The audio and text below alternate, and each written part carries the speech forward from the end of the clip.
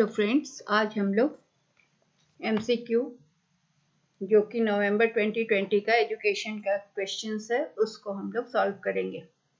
ठीक है, तो हम लोग एक एक करके क्वेश्चंस देखते हैं। आज मैंने 10 क्वेश्चंस लिया है, फिर इस नवंबर 2020 के सारे क्वेश्चंस को हम डिस्कस करेंगे। तो हम लोग स्टार्ट करते हैं क्वेश्चन नंबर 1 से। In the development stage of reading, when the child becomes aware of the ways in which letters are combined leading to distinct sounds is referred as। पढ़ने के विकास के चरणों में जब बच्चा जागरूक होता है तो जिस तरीके से अक्षरों को जोड़ जोड़कर अलग ध्वनि उत्पन्न की जाती है, अलग अलग साउंड उत्पन्न किया जाता है, उसे क्या कहा जाता है? Is referred as symbolic stage, orthographic stage, blending stage, सम्मिश्रण चरण जिसको हिंदी में कहते हैं, या पिक्टोरियल स्टेज या सचित्र चरण। तो इसको हम लोग पहले के एक स्टेज को समझ लेते हैं, उसके बाद इसका आंसर ढूंढेंगे। तो जो स्टेज होता है जब बच्चा को हम ध्वनि को जोड़ जोड़ कर उसके उच्चारण को सिखाते हैं और उसको समझने के तरीके को, तो इसको हम कहते हैं, ये भाषा का अधिग्रहण का एक चरण है, स्टेजेस ऑफ लैंग्वेज एक्विजिशन। तो यूटा फ्लिक ने बताया था कि पढ़ने के विकास के चरण में जो भाषा को एक्वायर किया जाता है, जो अधिग्रहण किया जाता है, उससे पता चलता है कि बच्चे कैसे पढ़ना सीखते हैं। तो क्या होता है कि वर्णमाला प्रणाली में जो अल्फाबेट का सिस्टम है उसमें मॉडल के रूप में व्यापक रूप से इसको स्वीकार किया जाता है। तो सभी लोग जितने पढ़ने वाले हैं सब इस चरण से नहीं, सब इस स्टेज से नहीं गुजरते हैं। जैसे डिसलेक्सिक जो स्टूडेंट्स होते हैं, जिनको डिसलेक्सिया होता है, जिनको शब्द अक्षर उल्टा दिखता है, वो लोग को दिक्कत होती है और वो ऑर्थोग्राफिक पर पढ़ते हैं। ठीक है, तो बुनियादी साक्षरता या मतलब संपूर्ण शब्द पर क्या होता है, देखो और कहो या का अपना स्थान है। तो लोगोग्राफिक क्या होता है, हम लोग एक एक चीज को समझते हैं, जिसको प्रतीकात्मक चरण, सिंबॉलिक चरण, उसको लोगोग्राफिक भी कहते हैं। सिंबॉलिक चरण को हम क्या कहते हैं, पेन ऑन कर दें, सिंबॉलिक चरण को लोगोग्राफिक चरण भी कहा जाता है। स्टेज, लोगोग्राफिक स्टेज, इसमें क्या होता है कि बच्चा शब्द को किसी तरह से प्रतीक से या वस्तु से समझता है और उसको पहचान लेता है, मतलब रिलेट करता है। कोई जैसे डॉग को रिलेट कर लिया खिलौने से, फिर जब वो सचमुच का डॉग देखता है तो उसको वो पहचान लेता है। तो ये क्या होता है कि सीमित संख्या में सिंबॉलिक स्टेज में वो बहुत चीज को पहचान कर उनका नाम या अपने परिवार के लोगों का नाम या कोई लोगो या कोई संकेत को समझ पाता है। तो वो बच्चा इस पे नहीं पता चलता है उन्हें बच्चों को कि इसमें अलग अलग अक्षर और स्वर को मिलाकर अलग अलग साउंड निकलता है। दूसरा है कि ऑर्थोग्राफिक चरण जो होता है उसको हम लोग, ऑर्थोग्राफिक चरण जो होता है उसमें लोगोग्राफिक हो गया सिंबॉलिक स्टेज, इसमें बच्चे को इमिटेट करते हैं, सुन के रिलेट करते हैं। और जो अल्फाबेटिक होता है उसमें क्या होता है कि वो कोई भी वर्ड को विजुअली देखते हैं और उसके बाद उसको समझते हैं।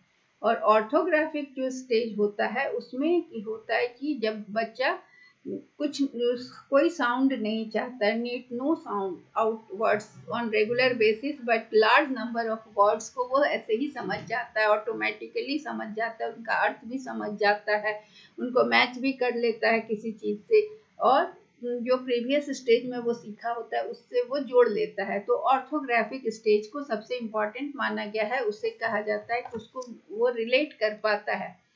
ठीक है, तो इसमें क्या होता है कि कोई भी चीज को लगातार जब उसको दिखाया जाता है, जब रिपीटेड एक्सपोजर होता है उसको सेम वर्ड्स का, तो वो उसको स्टोर कर लेता है, होल वर्ड का उसके पास स्टोरेज होता है और उससे वो जोड़ता है। तो ये फास्ट प्रोसेस होता है और साउंड आउट करने के प्रोसेस से ज़्यादा तेज होता है। तो जो प्रोफिशिएंट रीडर्स होते हैं वो क्या होता है, जिस स्टेज में पहुंचते हैं, इस स्टेज में जब वो पहुंचते हैं तो कोई अनफेमिलियर वर्ड को भी वो साउंड आउट कर लेते हैं। तो इसलिए डेवलपमेंटल स्टेज जो रीडिंग होता है उसमें बच्चा कब अवेयर होता है कि कौन सा लेटर किससे कंबाइन होकर डिस्टिंक्ट साउंड निकलेगा, ये जानने का जो स्टेज होता है वो होता है ऑर्थोग्राफिक स्टेज। तो इसका आंसर होगा ऑर्थोग्राफिक स्टेज। ठीक है, और ब्लेंड करना और पिक्चर देखकर समझना तो ये क्लियर है।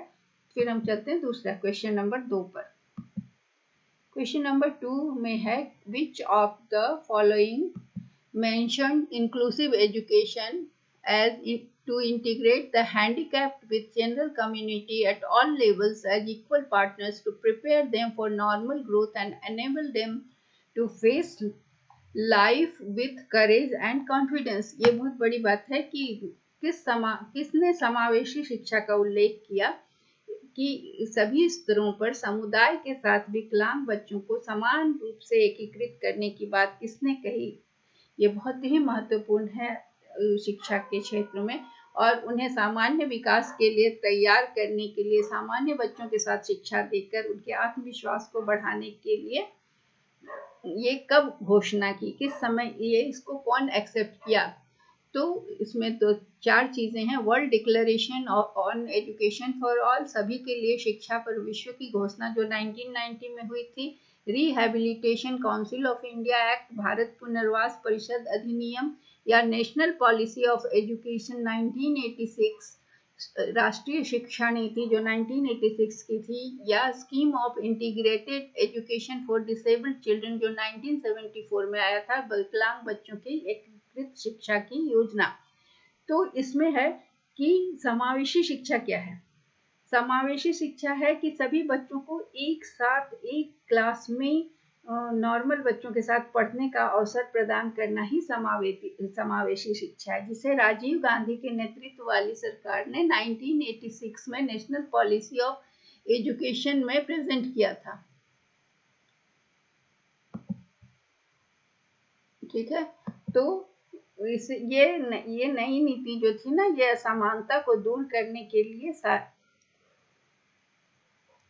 और भारतीय महिला अनुसूचित सभी को समान शैक्षिक अवसर को प्रदान करने के लिए जोर दिया गया था।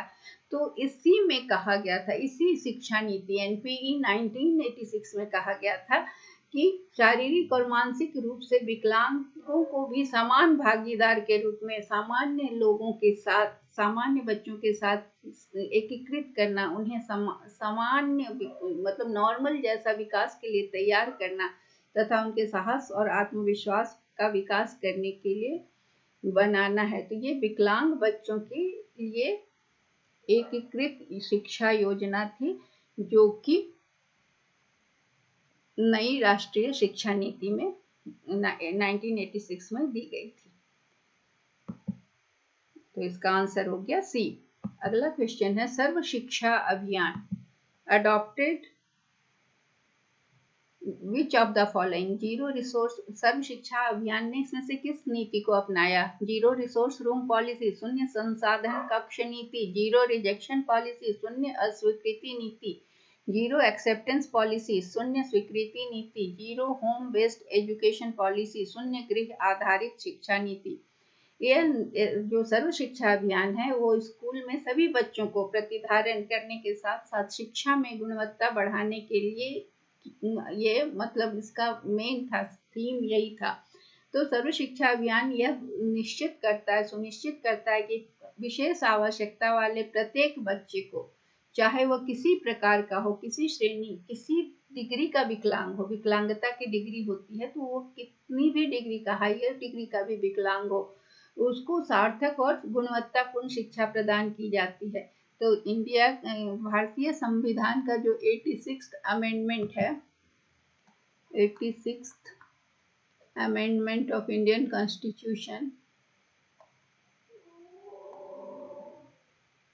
के द्वारा अनिवार्य किया गया है, और यहाँ 6 से 14 इयर्स के सभी बच्चों को, 6 से 14 इयर्स के सभी बच्चों को मुफ्त और अनिवार्य शिक्षा का प्रावधान किया गया है, और यह उन्हें मौलिक अधिकार के रूप में प्रदान किया गया है। तो ये सर्व शिक्षा अभियान जो है वो यूनिवर्सलाइजेशन ऑफ एजुकेशन के लिए भारत सरकार का एक मेन प्रोग्राम है। इसमें स्किल भी और स्किल सहित गुणवत्तापूर्ण प्राइमरी एजुकेशन प्रदान करना है। इसमें लड़कियों की शिक्षा और विशेष आवश्यकता वाले बच्चों की शिक्षा पर बहुत ध्यान दिया गया है। इसलिए इसमें ये एसएसए ने जीरो रिजेक्शन पॉलिसी अपनाई है। मतलब इसमें किसी भी बच्चे का रिजेक्शन नहीं होगा, किसी भी बच्चे को शिक्षा के अधिकार से वंचित नहीं किया जाएगा, और बल्कि उनको ऐसे वातावरण में पढ़ाया जाएगा जो उनकी शिक्षा के अनुकूल हो, मतलब उनके अनुसार चाइल्ड सेंटर्ड एजुकेशन, उनकी ज़रूरतों के हिसाब से शिक्षा दी जाएगी। अगला क्वेश्चन है, in United Nations convention as the right of persons with disability report the right to education has been discussed in which article. संयुक्त राष्ट्र सम्मेलन में विकलांग व्यक्तियों के अधिकार, जिसे UNCRPD कहा जाता है, रिपोर्ट के रूप में शिक्षा के अधिकार को किस अनुच्छेद में चर्चा की गई है। तो राइट टू एजुकेशन जो है ना, ये कन्वेंशन आर्टिकल 24 में है। 24 बताता है, आर्टिकल 24 स्टेट्स दैट कि पर्सन विथ डिसेबिलिटी, जो लोग डिसेबिलिटी विकलांग हैं या विकलांग व्यक्तियों को should be guaranteed the right to inclusive education. ऐसे लोगों को समावेशी शिक्षा का अधिकार की गारंटी दी गई है और हर लेवल पर इन्हें शिक्षा मिलेगी, चाहे वो किसी एज के हों, बिना किसी विभेदीकरण के उनको समान अवसर प्रदान किया जाएगा। तो ये क्वेश्चन नंबर 4 आर्टिकल 24 इसका आंसर है। Question number 5, children with special needs, विशेष आवश्यकता वाले जो बच्चे होते हैं, उनकी concept of inclusive education as laid down in SSA was based on, मतलब क्या है कि CWSN जो है, चिल्ड्रन विथ स्पेशल नीड्स की शिक्षा के लिए सर्व शिक्षा अभियान में जो समावेशी शिक्षा की अवधारणा है वो किस चीज पर आधारित था।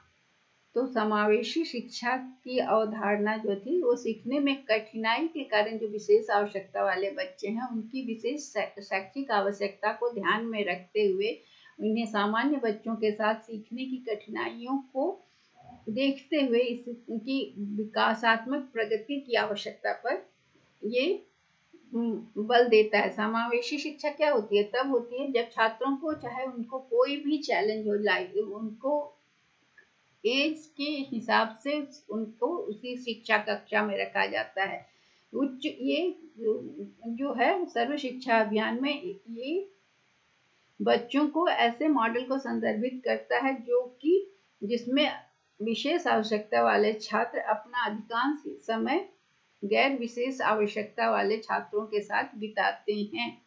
तो इस स्थिति में बच्चों को इक्वल ट्रीट किया जाता है और उन्हें इक्वल इम्पोर्टेंस दिया जाता है। तो इसमें क्या होता है कि बहुविकल्प मॉडल अपनाया जाता है, मल्टी ऑप्शन मॉडल अपनाया जाता है ताकि उनकी आवश्यकताओं को ध्यान रखते हुए उन्हें अवसर प्रदान किया जाए। तो जो स्पेशल नीड का बच्चा होता है, CWSN जिसे कहते हैं, उसके लिए उसकी चूंकि नीड स्पेशल होती है ड्यू टू क्योंकि उसको लर्निंग में डिफिकल्टी होती है। तो ऐसे बच्चों को जो डिफिकल्टी होती है, जिन्हें डिसेबिलिटी है पढ़ने में या लर्निंग में, उन्हें नॉर्मल के साथ पढ़ाना और उनकी नीड को देखते हुए उनके डेवलपमेंट के लिए इंतजाम करना। तो इंक्लूसिव एजुकेशन यही है जो कि किसी भी चैलेंज वाले बच्चे को उनके एज के मुताबिक कक्षाओं में पढ़ाया जाता है, उनको हाई क्वालिटी का अनुदेशन दिया जाता है और उनको सपोर्ट किया जाता है। और इंक्लूसन जो एजुकेशन में जो इंक्लूड किया जाता है उनका, तो वहाँ क्या है कि वो अपना अधिकांश समय सामान्य बच्चों के साथ बिताते हैं। तो इससे ये एसएसए का एक सर्व शिक्षा अभियान का एक एस्पेक्ट है जो कि बच्चों का एनरोलमेंट और रिटेंशन को बढ़ाने के लिए क्वालिटी ऑफ एजुकेशन सभी बच्चों को देता है और ये इंश्योर करता है कि हर बच्चा जो स्पेशल नीड का बच्चा है उसको मीनिंगफुल और क्वालिटी एजुकेशन दिया जाए। इसका जीरो रिजेक्शन पॉलिसी है जो कि हमने पहले क्वेश्चन में देखा। तो इसका मॉडल क्या है? इंटीग्रेशन मॉडल में क्या होता है कि करंट मॉडल में होता है कि जहाँ पर लर्नर को एक साथ लाया जाता है और उनका एक्सपीरियंस, एकीकरण मॉडल में पुराने एक्सपीरियंस को और पहले के ज्ञान को नए नॉलेज के साथ एकीकृत किया जाता है, तो वो एकीकरण मॉडल होता है, इंटीग्रेशन मॉडल होता है। वो इसमें क्या होता है, बच्चे अपने स्किल को अप्लाई करते हैं और नया एक्सपीरियंस करते हैं, नई चीज़ सीखते हैं। मेडिकल मॉडल में क्या होता है कि बच्चों का एजुकेशनल स्ट्रेटजी जो होता है, उनका स्पेशल एजुकेशन का मेथड पर ध्यान देता है। ये मॉडल किस चीज़ पर आधारित है, मेडिकल मॉडल की लर्निंग प्रॉब्लम जो है वो उनके किसी डिजीज की वजह से तो नहीं है, तो उस पर ध्यान दिया जाता है। तो मेडिकल मॉडल क्या है, बच्चे के एम्पावरमेंट पर देखता है पहले, उसके बाद फिर कॉज ऑफ इम्पेयरमेंट या डिसेबिलिटी का कारण देखता है, और उसके बाद उनको ट्रीटमेंट करके उनको मतलब अच्छे सर्विसेज देता है, ताकि वो एक पार्टिसिपेट कर सकें पूरी तरह से सोसाइटी में। और बहुविकल्प मॉडल जो है, मल्टी ऑप्शन मॉडल जो है एजुकेशन स्ट्रक्चर का, उसमें रेगुलर स्कूल शामिल है, फिर एजुकेशन गारंटी स्कीम शामिल है। क्या क्या शामिल है इसमें, रेगुलर स्कूल,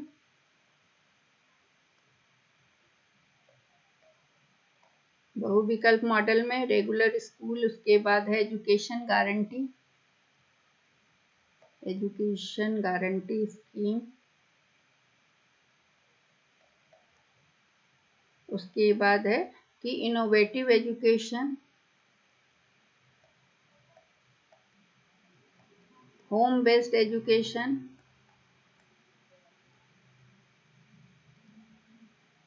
इसमें सारी चीज़ें, बहुत सारे विकल्प हैं। जो बच्चे क्लास नहीं कर सकते उनके लिए होम बेस्ड एजुकेशन की व्यवस्था है। इसमें है कि स्टूडेंट को ऐसा मोड चुनना है कि जिससे वो क्लास अटेंड कर सके, या तो टीचर उनके पास जाके पढ़ाएं या तो ऑनलाइन पढ़ें, मतलब इस तरह का कि कोई भी मोड जिससे बच्चे क्लास अटेंड कर सके। ये मल्टी ऑप्शन मॉडल मेथड जो है, बहुविकल्प मॉडल जो है, वहाँ पर एसएसए पॉलिसी को बहुत अच्छे से लागू कर सकता है। इस मॉडल के जरिए हर बच्चे को शिक्षा दी जा सकती है, और ये इंक्लूसिव एजुकेशन का हाईएस्ट गोल है। और अगला है अंतर्राष्ट्रीय मोड। उसमें क्या, मॉडल में क्या होता है कि वर्ल्ड क्लास एजुकेशन या इंटरनेशनल एजुकेशन प्रोवाइड करना। ये स्टूडेंट्स का क्या कहता है कि एक पार्ट से दूसरे पार्ट में जाके वो स्टडी कर सकें। तो यहाँ पर जो है सो डिसेबिलिटी वाले बच्चों के लिए सब ऐसे किस पर आधारित है, तो बहुविकल्प मॉडल पर, कि अगर बच्चा स्कूल आके पढ़ सके तो ठीक है, नहीं तो वो जिस विकल्प से पढ़ सकता है उसे उस विकल्प की सुविधा प्रदान करना। क्वेश्चन नंबर 6,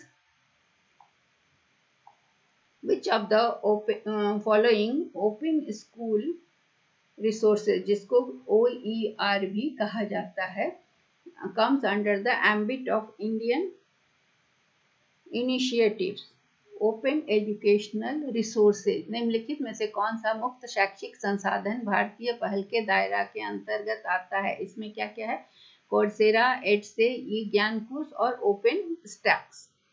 तो ये क्या है कि ये किसी भी माध्यम से, चाहे डिजिटल हो, चाहे शिक्षण हो या शोध सामग्री, ये सब चीज सार्वजनिक डोमेन में रहता है। मतलब कोई भी लाइसेंस, खुले लाइसेंस के तहत जारी किया गया है ये मुफ्त ओपन एजुकेशनल रिसोर्सेज, जो कि किसी भी बिना किसी प्रतिबंध के, बिना किसी लागत के सबको को यूज करने का, रिसोर्सेज को यूज करने का अनुमति देता है। ये मुफ्त शैक्षिक संसाधन जो है, ये लाइसेंस प्राप्त या मीडिया या अनुसंधान के लिए जरूरी है। ये कई प्रकार की सामग्री को प्रदान करता है। तो ई ज्ञान कोश क्या है, इसका आंसर है ई ज्ञान कोश। तो पहले आंसर को हम टिक कर दें और इसको समझ लें फिर तो ई ज्ञान कोश जो है, ये मुफ्त और दूरस्थ शिक्षा संस्थान के द्वारा विकसित किया गया डिजिटल साधन है, जो सबके लिए खुला हुआ है। ये भंडार है, राष्ट्रीय भंडार है ई ज्ञान कोश। ये राष्ट्रीय डिजिटल भंडार है जिसमें सभी तरह के शिक्षण के स्रोत हैं। इसमें इग्नू के सभी अधिकार सुरक्षित हैं। कोर्सेरा क्या है, एक कोर्सेरा अमेरिका का, ये इंडिया का ई ज्ञान कोश। कोर्सेरा अमेरिका का विशाल ओपन ऑनलाइन कोर्स प्रदाता है, जो कि कोर्सेरा USA का है। और ये 2012 में स्टैनफोर्ड यूनिवर्सिटी के द्वारा स्थापित किया गया था। ठीक है, कंप्यूटर विज्ञान के एक प्रोफेसर थे एंड्रयू एनजी और डेफ्ने कोलर के द्वारा स्थापित किया गया था, जिन्होंने बहुत बड़े पैमाने पर ऑनलाइन पाठ्यक्रम और मास्टर ट्रैक पाठ्यक्रम प्रदान करता है। एडसी क्या है? Etsy École doctoral days sciences the environment. ये एनवायरमेंटल साइंस का एक ब्रांच है। ये फ्रांस का, इसमें फ्रांस ने पहल किया, ये फ्रांस का है एनवायरमेंटल साइंस का। और ओपन स्टैक्स क्या है? ओपन स्टैक्स है सो राइस विश्वविद्यालय, राइस यूनिवर्सिटी का non profit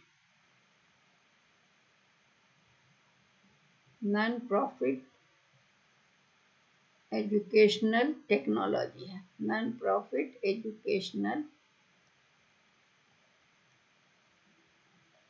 technology.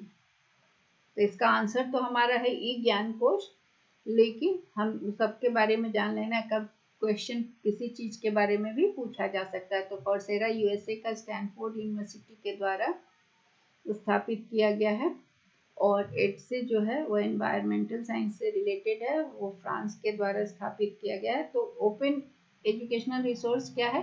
Teaching, learning और रिसर्च मटेरियल्स जहाँ पर उपलब्ध हैं वो डिजिटल या किसी भी मीडियम में उपलब्ध है। ये पब्लिक डोमेन में रहता है और कोई भी इसको एक्सेस कर सकता है। एक ओपन लाइसेंस है जो कि कोई कॉस्ट नहीं लगता है, जिसमें लोग यूज कर सकते हैं और रीडिस्ट्रीब्यूट भी कर सकते हैं। ये फ्रीली एक्सेसिबल है, ओपनली लाइसेंस्ड है, और ये वाइड वेराइटी ऑफ मटेरियल्स देते हैं। और ये बहुत ही इम्पॉर्टेंट है क्योंकि ये सबों को अफोर्डेबल मटेरियल स्टूडेंट्स को मिल जाता है, उनको खरीदना नहीं पड़ता है। फिर ई ज्ञान कोश क्या है? एक नेशनल रिपोजिटरी है, ये इंडिया का है। ई ज्ञान कोश इंडिया का है, नेशनल रिपोजिटरी।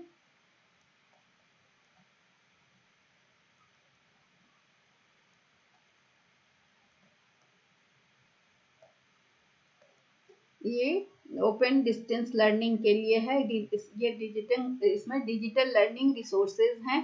ई ज्ञान कोश ये सभी तरह के लर्निंग सोर्सेज को यहाँ मिलता है, और इसका राइट्स किसके पास है? इग्नू, इसका राइट इग्नू के पास है। कोर्सेरा है American massive open online course, ये ओपन ऑनलाइन कोर्स है कोर्सेरा।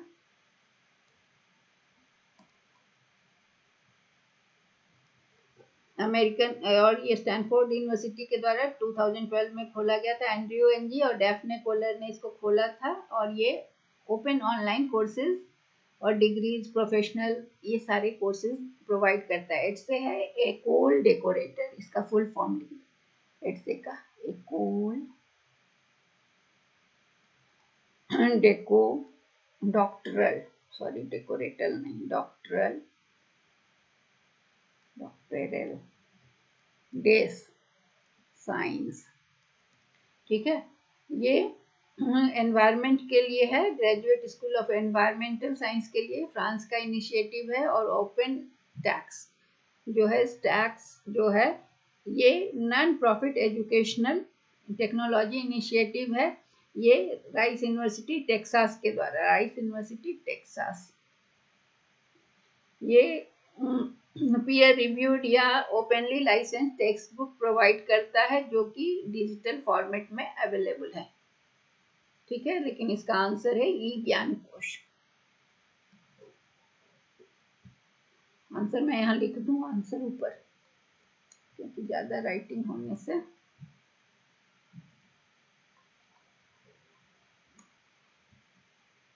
कंफ्यूजन हो सकता है। अगला क्वेश्चन है question number 7. An inquiry-oriented activity in which the information comes from resources on internet optimally supplemented with video conferencing is called. एक पूछताछ उन्मुख गतिविधि इसमें सूचना संसाधनों से आती है। वीडियो कॉन्फ्रेंसिंग के साथ बेहतर रूप से पूरक इंटरनेट को क्या कहा जाता है, हमें ये बताना है। तो digital technology, bring your own device, virtual learning और वेब क्वेस्ट। डिजिटल प्रौद्योगिकी, अपनी खुद की डिवाइस लाओ, वर्चुअल लर्निंग या वेब क्वेस्ट। ठीक है, तो पहले समझ जाएं कि ये वीडियो कॉन्फ्रेंसिंग क्या है। वीडियो कॉन्फ्रेंसिंग है वीडियो सक्षम उपकरण के साथ हम लोग जब दो या दो से अधिक लोग लाइव वीडियो पर आधारित बातचीत करते हैं या बैठक करते हैं तो उसे वीडियो कॉन्फ्रेंसिंग कहते हैं। वेब क्वेस्ट क्या है? वेब क्वेस्ट से नीचे से चलते एक पूछताछ उन्मुख पाठ का प्रारूप है जिसमें कि स्टूडेंट्स के साथ काम करने वाले अधिकांश या सभी जानकारी वेब क्वेस्ट में सारी जानकारी वेब से आती है। स्टूडेंट से रिलेटेड जितना भी इंफॉर्मेशन है वो सारा वेब से है, मतलब ऑनलाइन। शिक्षक छात्रों को जो भी देते हैं सब वेबसाइट का लिंक देते हैं या उसमें उपयोग करने के लिए वेबसाइट के लिंक। वेब क्वेस्ट में क्या क्या होता है? एनालिसिस होता है और इवैल्यूएशन, सारा कुछ वर्ड प्रोसेसिंग दस्तावेज से होता है और वेबसाइट के लिंक शामिल होते हैं। और इसमें जो व्यक्ति शामिल होते हैं वेब क्वेस्ट में सारा कुछ वेब ओरिएंटेड होता है। और इसमें ग्रुप चैट, वीडियो कॉन्फ्रेंसिंग को वीसी भी कहते हैं, ये सारी चीजें होती हैं। अब डिजिटल टेक्नोलॉजी क्या है? डिजिटल टेक्नोलॉजी में इलेक्ट्रॉनिक इक्विपमेंट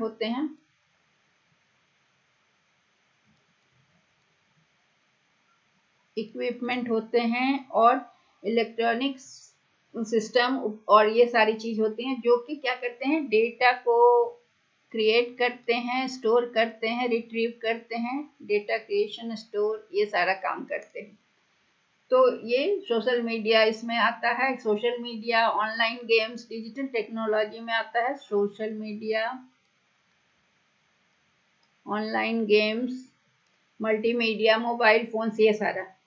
ठीक है, फिर आता है वर्चुअल लर्निंग। वर्चुअल लर्निंग क्या है? वर्चुअल लर्निंग में है लर्निंग एक्सपीरियंस जो कि हम वर्चुअल लर्निंग किसके थ्रू करते हैं? वर्चुअल लर्निंग एक ऐसा लर्निंग एक्सपीरियंस है जो कि कंप्यूटर के द्वारा होता है, वर्ड थ्रू कंप्यूटर और इंटरनेट। कंप्यूटर, इंटरनेट और दोनों के जरिए होता है। और ये एजुकेशनल ऑर्गेनाइजेशन को इससे हेल्प मिलती है। इंस्ट्रक्शन ऑनलाइन एनवायरनमेंट में होता है, ये हमेशा ऑनलाइन चलता है। ऑनलाइन एनवायरनमेंट जो भी इंस्ट्रक्शंस दिया जाता है वो ये एक वेब बेस्ड प्लेटफॉर्म है। वेब बेस्ड प्लेटफॉर्म पर virtual learning web based platform है। नेट, ये वेबसाइट पे प्लेटफॉर्म है। और digital aspect of course of study educational institution में इसके जरिए होता है। ये रिसोर्सेज देते हैं, एक्टिविटीज और इंटरेक्शंस होता है इसके थ्रू, और असेसमेंट भी होता है। ठीक है, और डिजिटल टेक्नोलॉजी हमने देख लिया जहाँ पर कि भी स्टोर, रिट्रीव और डेटा प्रोसेस करते हैं। Social media, multimedia. Bring your own device क्या है? ब्रिंग योर ओन डिवाइस में मतलब है कि अपना bring your own technology, own technology मतलब अपना फोन, अपना फोन लाएं, अपना कंप्यूटर लाएं, ये सब चीज होता है। अपना फोन, पर्सनल कंप्यूटर अपना लेके आए। ये क्या है कि आप अपना ओन डिवाइस को यूज कर सकते हैं ऑफिस में। मतलब अपना डिवाइस लेके आइए, एम्प्लॉयज अपने पर्सनल डिवाइस को लाएंगे और ऑर्गेनाइजेशन के नेटवर्क से कनेक्ट करके वे काम करेंगे। तो पर्सनल डिवाइस में स्मार्टफोन भी हो सकता है, कंप्यूटर्स, टैबलेट्स, यूएसबी ड्राइव्स हो सकता है। तो अब क्या है, क्वेश्चन क्या है कि optimally supplemented with video conferencing. ये सवाल है, क्वेश्चन की inquiry oriented activity in which the information comes from resources on the internet optimally supplemented with video conferencing is called WebQuest.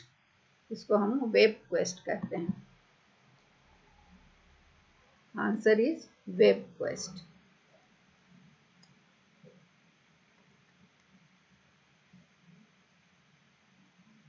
में इंक्वायरी ओरिएंटेड लेसन फॉर्मेट है जिसमें कि सारा information जो लर्नर लेते हैं वो कहाँ से आता है, वेब से आता है.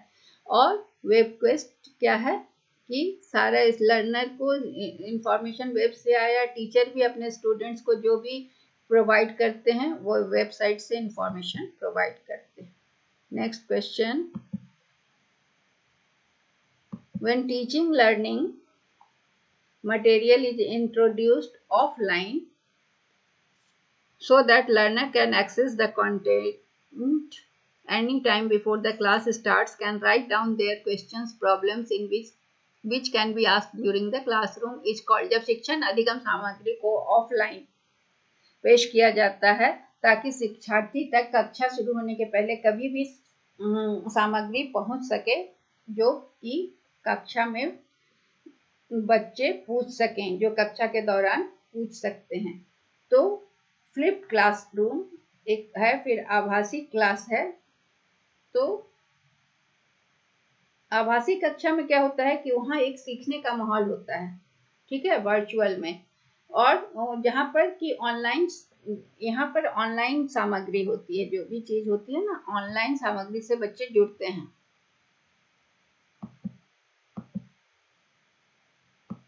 ऑनलाइन यहाँ पर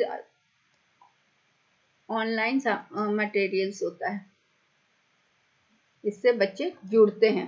और इसी एक ही चैट इंटरफेस से जुड़े कई प्रतिभागी प्रशिक्षक या टीचर्स के साथ कितने सारे स्टूडेंट्स जुड़ते हैं. जैसे कि इसको हम कहते हैं virtual classroom. Virtual classroom online classroom होता है जो गूगल क्लास में आजकल करते हैं हम लोग. जो क्लासरूम में आजकल डिजिटल क्लास हो रहा है, जो वर्चुअल क्लास हो रहा है, तो बच्चे जो जुड़ रहे हैं तो लाइव बातचीत हो सकता है क्योंकि हम सीखने की गतिविधि में यहाँ भाग ले रहे हैं. तो इसे वर्चुअल क्लासरूम के रूप में सबसे सामान्य जो टूल है वर्चुअल क्लासरूम में, उसमें वीडियो कॉन्फ्रेंसिंग है. इसके अलावा क्या है, आजकल गूगल क्लास भी है. वर्चुअल क्लासरूम में सीखने की सुविधा अधिक है और सर्वोत्तम तकनीक है, लागत कम है.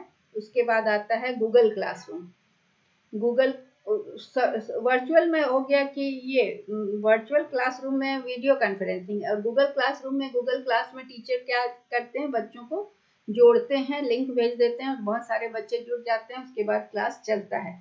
तो वो होता है वर्चुअल क्लासरूम में. लर्निंग एनवायरनमेंट है जहाँ स्टूडेंट लेसन मटेरियल को ऑनलाइन लर्न कर रहे हैं. इसमें क्या है कि वॉइस और वीडियो कॉन्फ्रेंस के द्वारा बच्चों तक टीचर पहुंच पा रहे हैं. तो virtual classroom online learning environment है जिसमें कि लाइव इंटरेक्शन हो रहा है टीचर स्टूडेंट के बीच में. तो ये वीडियो कॉन्फ्रेंसिंग. गूगल क्लासरूम में क्या है, फ्री वेब सर्विस है जो कि इसके द्वारा गूगल के द्वारा डेवलप किया गया है. ये डेवलप बाय गूगल, और वो क्या है कि सिंप्लीफाई कर दिया अब असाइनमेंट. और ये तो गूगल क्लासरूम का क्या है कि process of sharing files. Teacher Google class में हम क्लासरूम में टीचर्स अपने नोट्स शेयर करते हैं, स्टूडेंट्स का सारा नोट्स वगैरह शेयर कर दिए, असाइनमेंट वगैरह ये शेयर करते हैं. Files, notes, files teacher share करते हैं, स्टूडेंट्स और टीचर्स के बीच शेयरिंग होती है. गूगल क्लासरूम क्या होता है, स्टूडेंट को लर्निंग प्रोसेस में मदद करता है. गूगल क्लासरूम में आपका टाइम बचता है और एनर्जी बचता है, और आप अच्छे से प्रिपेयर करते हैं. आपको नोट्स मिल गया टीचर का, आप पढ़ लिया, आपको जो असाइनमेंट मिला बनाया आपने, फिर उसी में डाल दिया. और फ्लिप्ड क्लासरूम में क्या होता है कि फ्लिप्ड क्लासरूम में एक ब्लेंडेड लर्निंग है जहाँ पर स्टूडेंट घर में उनको कंटेंट मिल जाता है, वहाँ वो पढ़कर प्रैक्टिस कर लेते हैं और उसके बाद वो स्कूल में उसको at home they get introduced to content at home, और प्रैक्टिस वर्किंग उसको स्कूल में आके प्रैक्टिस करते हैं. तो मतलब क्लास में पहुंचने से पहले उनको स्टडी मटेरियल मिल जाता है. तो ये है कि नया कंटेंट जो स्कूल में शुरू किया जाएगा उससे विपरीत हुआ. इसमें क्या है कि पहले उनको बच्चों को बता दिया गया, इंडिपेंडेंटली घर में किए. तो फ्लिप्ड क्लासरूम क्या है, एक ऐसा अनुदेशन का तरीका है, स्ट्रेटजी है जिसमें ब्लेंडेड लर्निंग है. यहाँ है स्टूडेंट का एंगेजमेंट बढ़ गया. पहले क्या हुआ कि लर्निंग इसमें स्टूडेंट्स को पहले घर में पढ़ना होता है, पूरा लर्निंग कर लेना होता है, पढ़ लेना होता है। उसके बाद फिर क्लास में जब जाते हैं क्लास टाइम में, तो उनको प्रॉब्लम दिया जाता है जिसे वो सॉल्व करते हैं। तो ये क्लासरूम जो है ये शिक्षा शास्त्र का एक अप्रोच है, फ्लिप्ड क्लासरूम। और इसमें क्या है, इसका आंसर यही है कि फ्लिप्ड क्लासरूम में डायरेक्ट इंस्ट्रक्शन बच्चों को ग्रुप लर्निंग से इंडिविजुअल लर्निंग का स्पेस देता है, क्योंकि वो घर से पढ़ के आते हैं। तो ये ग्रुप स्पेस जो है वो डायनेमिक, और तब फिर क्या, जब घर में पढ़ के आते हैं, जब फिर वो ग्रुप में उनका डिस्कशन होता है, तो इंटरैक्टिव लर्निंग का एनवायरनमेंट बनता है, जहाँ पर टीचर जो है वो बच्चों को गाइड करता है ताकि वो अपने कॉन्सेप्ट को अप्लाई कर सकें।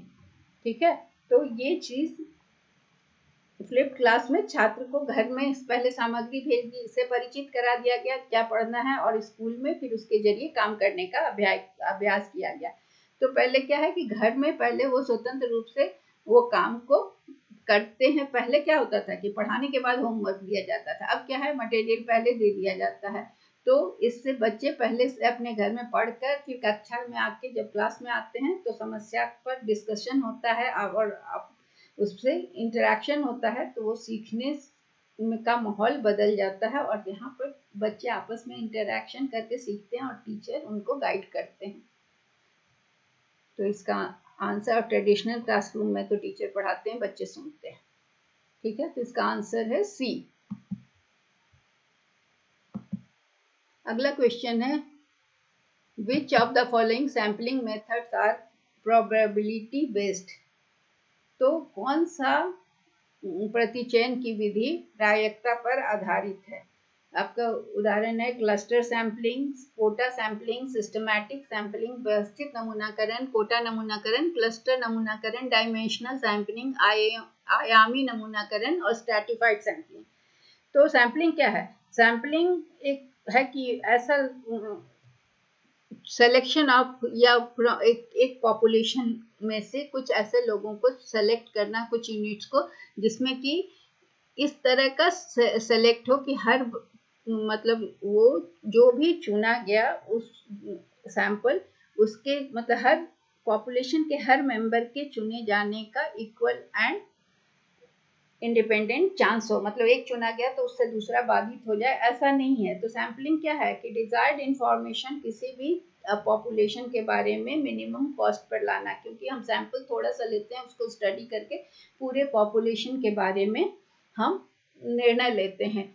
तो ये कई तरह का होता है। तो प्रोबेबिलिटी सैम्पलिंग और नॉन प्रोबेबिलिटी, हमें बताना है प्रोबेबिलिटी सैम्पलिंग क्या है। तो ना पहले प्रोबेबिलिटी सैम्पलिंग मेथड वो होते हैं जिसमें कि कोई भी मतलब कोई बायस नहीं होता है, और हर आइटम के चुने, मतलब मान लो 100 बच्चों का एक ग्रुप है और उसमें से 10 लेना है, तो प्रोबेबिलिटी सैम्पलिंग में क्या होगा कि हम 100 बच्चों का नाम एक बाउल में रख देंगे और चिट बना के, और उसमें से 10 चिट निकाल लेंगे। तो ये हमारा अनबायस सैम्पलिंग हुआ ना।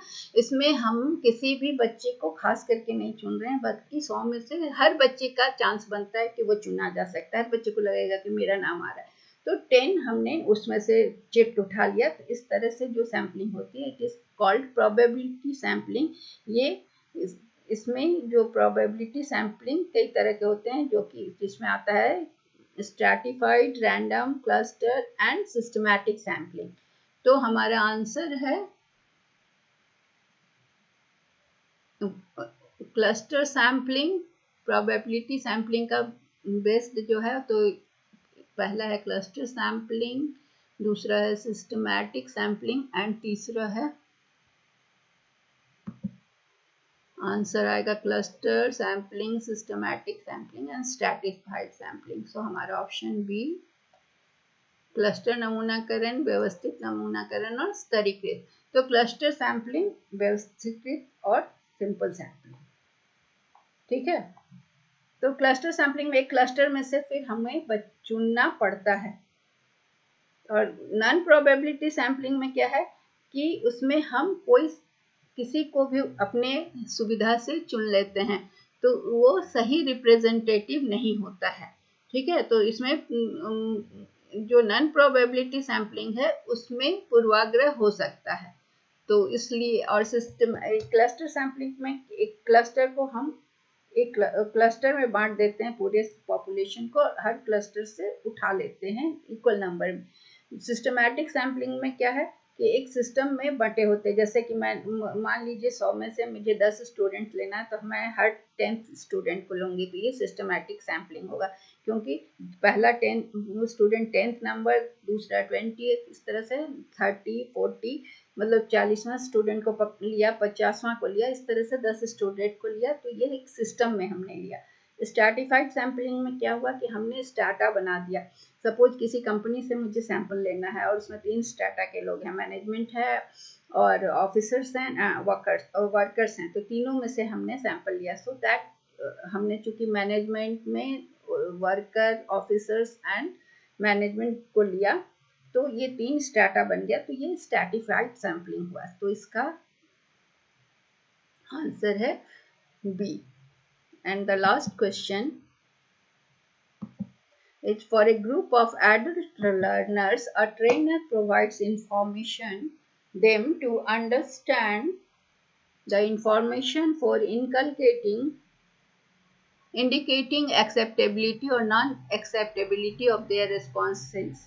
This will be technically called providing. वयस्क शिक्षार्थियों के समूह के लिए एक प्रशिक्षक उनके उत्तरों की स्वीकार्यता या गैर स्वीकार्यता को इंगित करने के लिए जानकारी को समझने के लिए उन्हें सक्षम जानकारी प्रदान करता है। इसे तकनीकी रूप से प्रोवाइडिंग कहा जाएगा।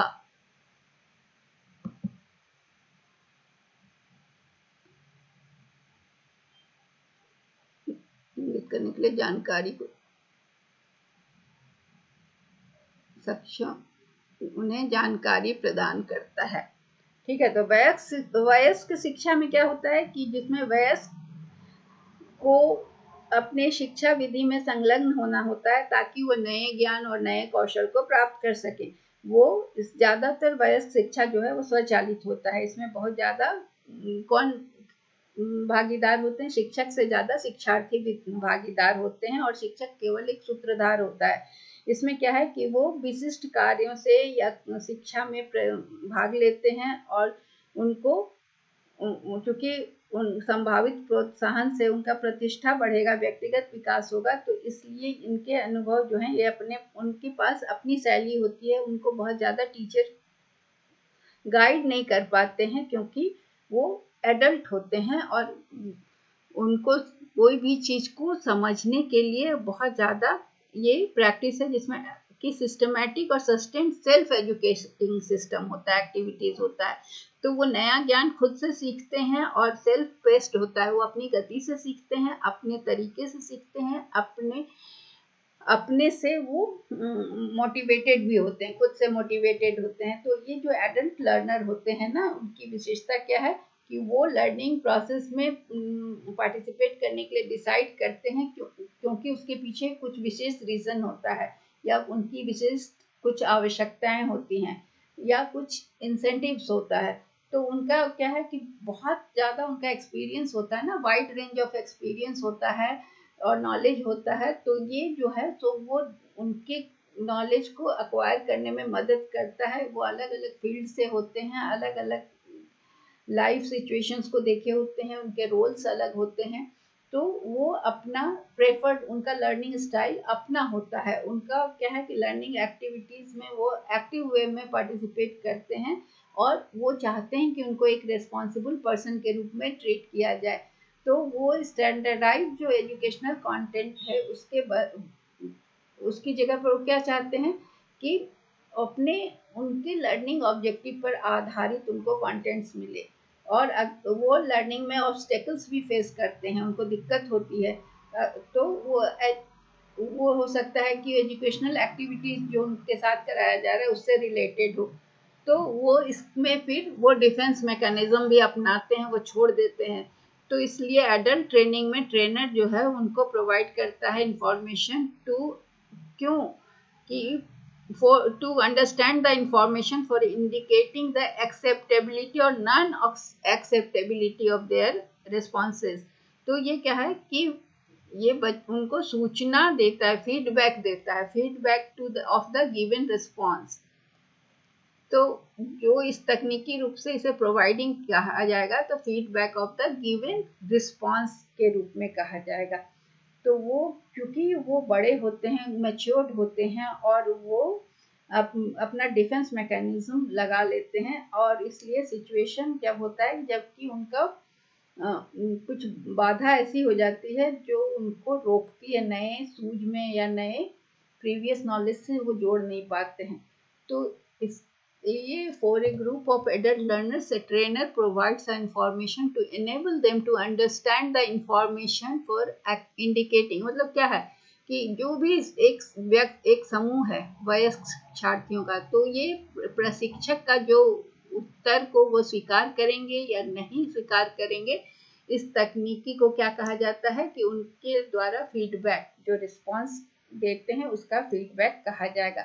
So today that we have discussed 10 questions of 20 November 2020. Tomorrow we will discuss again 10 questions. So that's all for today. Thank you.